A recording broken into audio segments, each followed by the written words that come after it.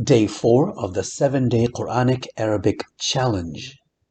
Last time we talked about the creation of the universe. This time let's look at the creation of humanity. What does the Quran say about that?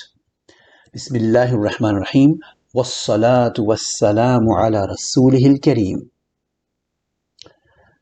Allah subhanahu wa ta'ala says in the Quran, بعد أعوذ بالله من الشيطان الرجيم خلقكم من نفس واحدة, which translates to, He, that is Allah, created you all from one single person.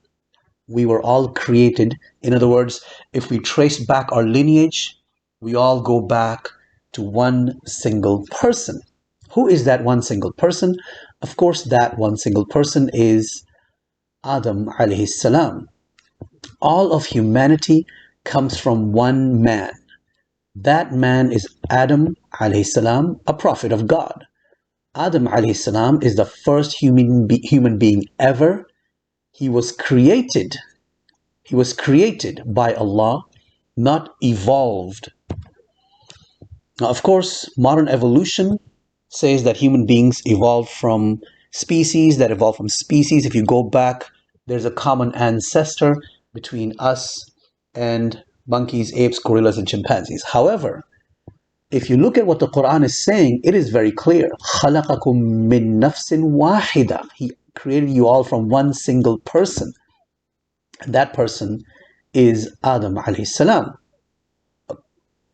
So the question then arises, how do we Muslims deal with evolution? Well, evolution is an extremely sophisticated, complex topic. It is not possible for me to talk about it in this short presentation.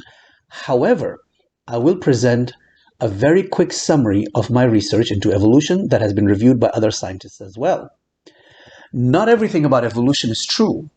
Not everything is false either. Evolution is a mixed bag, meaning rejecting everything is dogmatic. Blindly accepting everything is also dogmatic. So how do we filter the truth from the monkey business, pun intended, in evolution? Well, we start by differentiating between micro and macro. Microevolution and macroevolution. Well, what's microevolution? Microevolution is just small changes in traits such as height, size, color, shape, blah, blah, blah, right? These are small changes. And we see them, and these have been proven in labs, and there's no problem there. It's a universally accepted fact. Macroevolution is when the scientists claim, or some scientists, some evolutionary biologists claim that one species changed over time to a whole new, totally different species.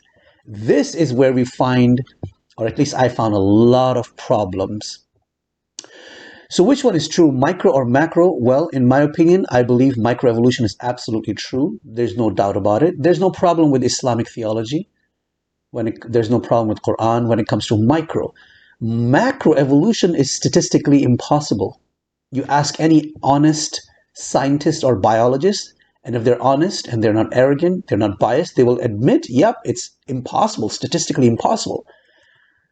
I found that there are too many unanswered questions, too many unproven assumptions, evidence that I reviewed a lot of evidence, fossil evidence, the genetic evidence, the molecular evidence, the biogeographic evidence. All of the evidence that is presented is extremely weak.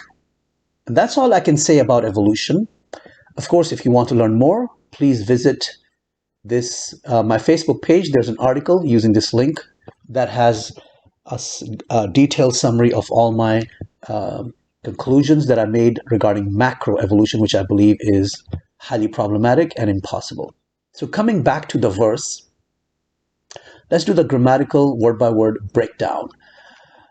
أعوذ بالله من الشيطان الرجيم خلقكم من نفس واحدة. He created you all from one single person. Khalaqa means he created. Kum is the connected pronoun, which means you all is the plural. There are many different ways to say you in Arabic, depending on the number or gender. In English, there's only one you, but in Arabic, there are many ways to say you. So Arabic gives you a lot more variety, a lot more choice.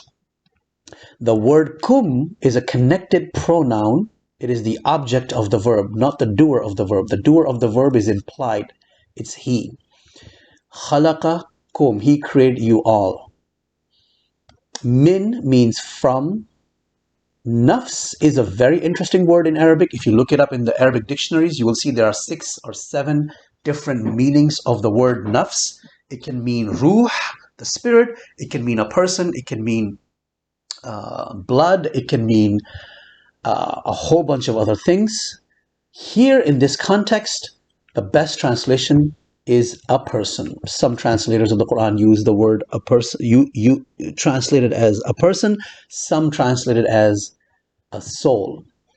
Now, an-nafs and nafs, what's the difference?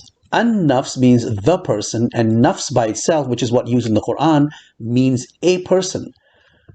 And then comes an adjective, wahidatan.